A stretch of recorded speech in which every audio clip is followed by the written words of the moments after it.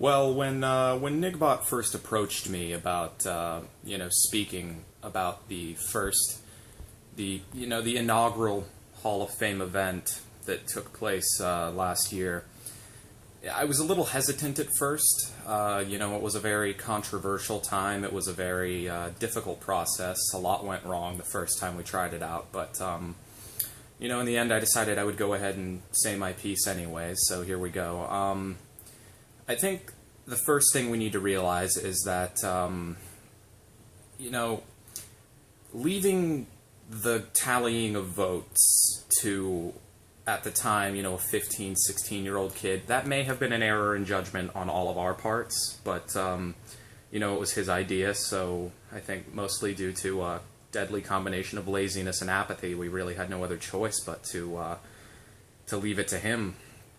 So, the first time around there was some issues with, the counting of votes. There was some rigging involved, or, at least implications. I don't really know how else you could explain guys like, Pitcher Bro getting in, but that's neither here nor there.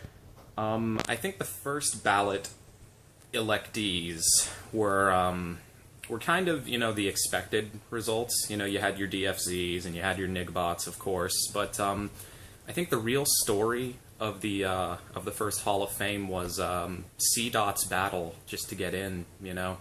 The guy he felt he had the right to at least be included, and when all was said and done the first time, it just didn't work out that way for him. He didn't get the votes, he didn't get selected, and as a result, the original four did not include him.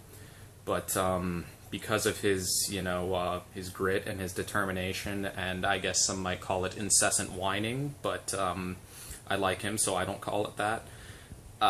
It was kind of, he kind of forced his way in, and so it depends on who you speak to, but in my mind there are 5 Hall of Famers, and C-Dot's certainly among the originals to me. As for who I think will get the nod this year, it's hard to discount Kevin. The guy, he was pushing last time. He felt he should have been in that first round, but it just didn't work out for him that way. And now I think he's making a very strong case in a year where there aren't too many solid applicants for the Hall of Fame. My dark horse, probably Panthers and on. He's had his little banner up on his Twitter page for pretty much since the first election ended.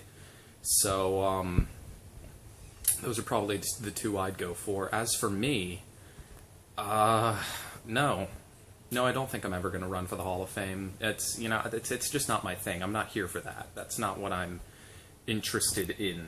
I'm not in Twitter. I'm not in the Twitter speed game for the glory or the accolades. I'm not here for the money.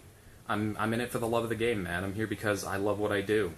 I love the shit posting. I love making people very uncomfortable, and I enjoy having people to listen to how boring my day is all the time. So that's great. I guess I'm gonna go ahead and end this with my official 2014 Twitter SP Hall of Fame candidate that I'm backing. Kevin Leafly. Leafly. Kev. He's a Marine. He exemplifies all of the qualities that you look for in a good soldier.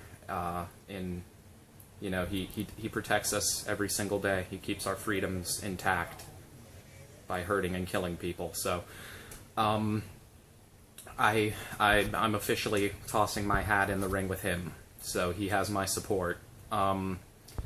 And I guess that's about it. God bless.